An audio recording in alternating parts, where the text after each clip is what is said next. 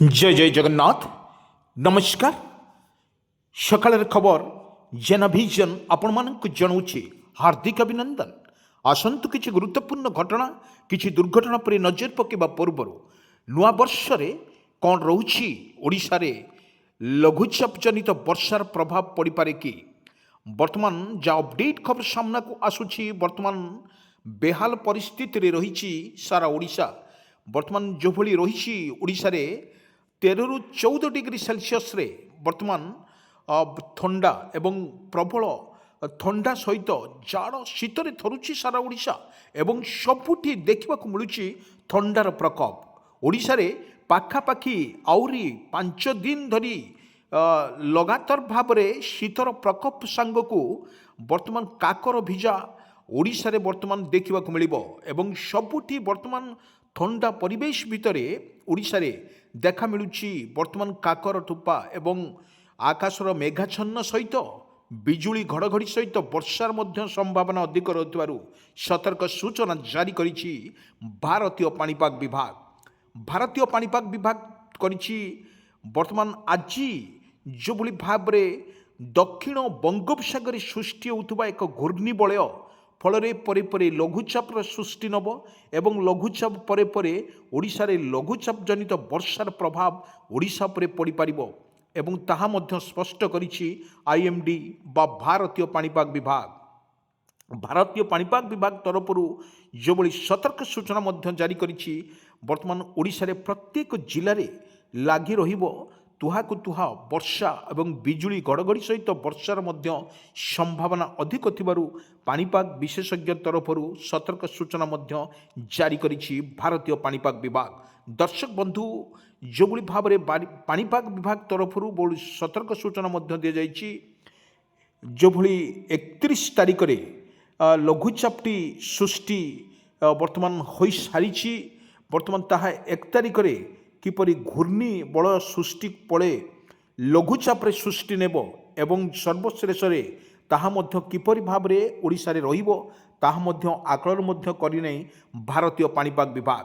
दर्शक बंधु वर्तमान पाचिला धान रे जदि प्रबल वर्षा को नहीं सतर्क सूचना मध्य जारी करिछि भारतीय पाणीपाग विभाग। दर्शक बंधु देखा मैंने ओडिशा रे वर्तमान पाचिला धानर प्रकोप रही एवं सबुठी वर्तमान धानर हार्वेस्टिंग समय यही धानर हार्वेस्टिंग समय रे एवं जोठी हार्वेस्टिंग सरी सेठी मध्य कृषक भाई निजर हल करी एवं ताहार मध्य ट्रैक्टर साहाय्य हल करी एवं किछि आउ गोटे धान सीजन मन सेकेंड सीजन रे धान मध्य करिबा पई चाषी मध्य व्यस्त रोची। दर्शक बंधु किंतु एही परिप्रेक्षी रे नुआ वर्ष रे पुणी 1 ରୁ 7 तारिख पर्यंत ओडिशा रे जो भली सिस्टम जेनेट रही बा घूर्णिबलय बंगोपसागर घूर्णिबलय सृष्टि फल वर्तमान ताहा स्पष्ट करिछि भारतीय पाणीपाग विभाग एवं सकाळु आज सकाळ जो दृश्य आमे आपण मानक पाखक नहीं जाऊँ। दर्शक बंधु जो भली भाव में ओडिशा रे लगातार भाव में जो भली वर्षा जारी रहिबो एवं ठंडा बरफ पड़ुथवार मध्य दृश्य देखुछु ओडिशा रे प्रत्येक जिले में वर्तमान जो भली रही 10 डिग्री रु 14 डिग्री पर्यंत वर्तमान रही ओडिशार स्थिति वर्तमान सबुठी वर्तमान कुहुड़ीर देखा जाइछि एवं कुहुड़ी सहित वर्तमान आपन को किछि विजुअल माध्यम रे आमे सकाळ दृश्य को नहीं जाउछु। दर्शक बंधु जोठी प्रबल कुहुड़ी मध्य कुहुड़ी रे भिजुची सारा ओडिशा प्रत्येक क्षेत्र में जदि आमे देखिबा ओडिशा रे प्रत्येक कोण अनुकोण रे वर्षमान देखा मिलूँ कुहुड़ी एवं रास्ता घाट सुनसान मध्य रही एवं यही परिप्रेक्षी रे आमे किछि विजुअल माध्यम रे आपण मानक पाखक नहीं जाउछु। दर्शक बंधु जो भली देखंतु किपरि काकर भिजा वर्तमान मेघ पड़िला भली वर्तमान रही काकर बिंदु पड़ुछि ताहा मध्य स्पष्ट करिछि भारतीय पाणीपाग विभाग। भारतीय पाणीपाग विभाग कहिछि वर्तमान ओडिशा रे आउरी पाखापाखि 7 ରୁ 8 दिन आहुरी लगातार भाव में एक ठंडा सहित लगाण वर्षा मध्य हबो बोली मध्य आकलन करिछि कारण ओडिशा रे वर्तमान उत्तर एवं पश्चिम झड़ को नहीं वर्तमान हाई अलर्ट जारी करिछि भारतीय पाणीपाग विभाग।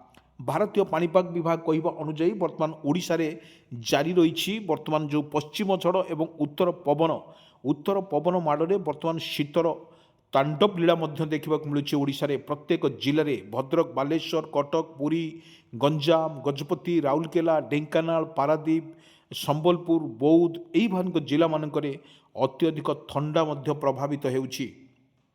ବର୍ତ୍ତମାନ ରାସ୍ତାଘାଟ ମଧ୍ୟ ଶୂନଶାନ ହୋଇଯାଉଛି। ଦର୍ଶକ ବନ୍ଧୁ, ଏଭଳି ଏକ ପରିସ୍ଥିତିରେ କେଉଁଠି ନା କେଉଁଠି ବର୍ତ୍ତମାନ ଦେଖିବାକୁ ମିଳୁଛି ବର୍ଷାର ତାଣ୍ଡବ।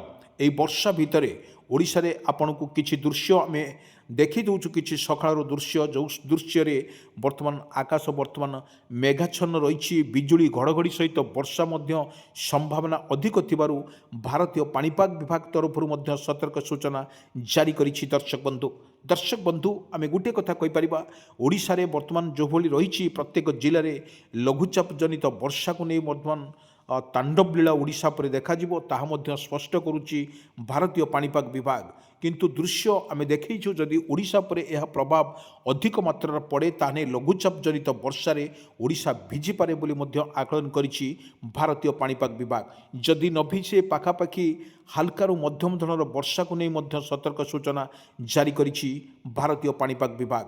ବର୍ତ୍ତମାନ ଯେଭଳି ଅପଡେଟ୍ ଖବର ସାମ୍ନାକୁ ଆସୁଛି ଦର୍ଶକ ବନ୍ଧୁ, ବର୍ତ୍ତମାନ ଯଦି ଭାରତର ଏଭଳି ଏକ ସୁଯୋଗ ରହିଛି ଯେଉଁଠି ଦର୍ଶକ ବନ୍ଧୁ ଆମେ ରଖିବା ଶ୍ରୀଲଙ୍କା, ଇଣ୍ଡୋନେସିଆରେ ପ୍ରବଳ ବର୍ଷାକୁ ନେଇ ମଧ୍ୟ ସତର୍କ ସୂଚନା ଜାରି କରିଛି, କାରଣ ଇଣ୍ଡୋନେସିଆ ଏବଂ ଶ୍ରୀଲଙ୍କାରେ ପ୍ରବଳ ବର୍ଷା ମଧ୍ୟ ହୋଇପାରେ ବୋଲି ମଧ୍ୟ ଆକଳନ କରୁଛି ଭାରତୀୟ ପାଣିପାଗ ବିଭାଗ।